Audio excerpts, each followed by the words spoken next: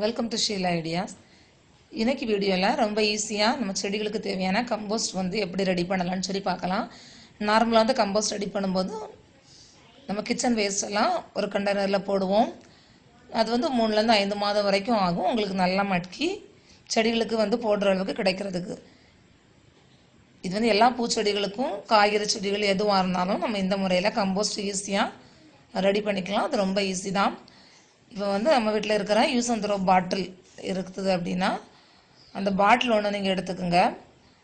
இப்போ செடிகளை பொறுத்த வரைக்கும் அதில் களை செடிகள் அதிகமாக வளரும்.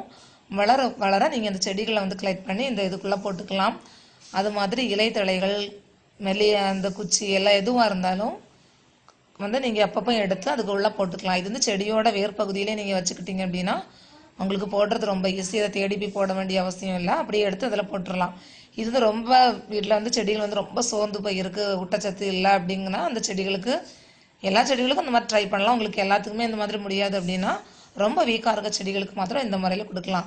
இது ஓப்பன் பிளேஸில் இருக்குது, வெயிலாம் நல்லா படும், காற்றோட்டம் இருக்கிறதுனால ரொம்ப ஈஸியாகவே ஒரு வாரத்திலே உங்களுக்கு நல்லா ட்ரை ஆயிரும். ரொம்ப ஈஸியாகவே இது ரெடி ஆகிறதுனால செடிகளுக்கு தேவையானதை ஆரோக்கியத்தை நம்ம உடனே கொடுக்கலாம். இதில் அடியில் ஒரு துளை போட்டிருக்கிறேன். ஏன்னா நம்ம தண்ணி விடும் பொழுது அந்த பாட்டில் நீங்கள் தண்ணி விட்டீங்க அப்படின்னா அந்த ஏற்கனவே கம்போஸ்ட் அதில் ரெடியாக இருக்கிறதுனால அந்த கம்போஸ்ட் தண்ணி விடும் பொழுது அந்த கம்போஸ்ட் எல்லாமே கலந்து நல்ல ஒரு ஆரோக்கியமான ஒரு தண்ணீர்னு கூட சொல்லலாம். செடிகளுக்கு அது போகும். நார்மல் வாட்டரை விட இது நல்ல ஹெல்த்தாக இருக்கும். இந்த மாதிரி கலெக்ட் பண்ணி நீங்கள் எடுத்துக்கோங்க. அது நான் ஃப்ரெஷ்ஷாக இப்போ தான் போட்டிருக்கிறேன். அது இன்னும் ட்ரை ஆகலை. இது நல்லா காஞ்சிருக்கு. இதில் தண்ணி விடும் பொழுது பாருங்கள், அந்த கம்போஸ்ட் கலந்து தண்ணீர் விடும்பொழுது அந்த வேறு பகுதியில் தண்ணீர் போகும்பொழுது செடி நல்லா வளரும். ரொம்ப டல்லாக இருக்கிற செடிக்கு இந்த முறையில் நீங்கள் ட்ரை பண்ணி பாருங்கள். தினமும் நல்லா செடிகளுக்கு தேவையான ஊட்டச்சத்து அதுக்கு போயிடும், செடியும் நல்லா வளரும். இது ரொம்ப ஈஸி தான், நீங்கள் செஞ்சு பாருங்கள்.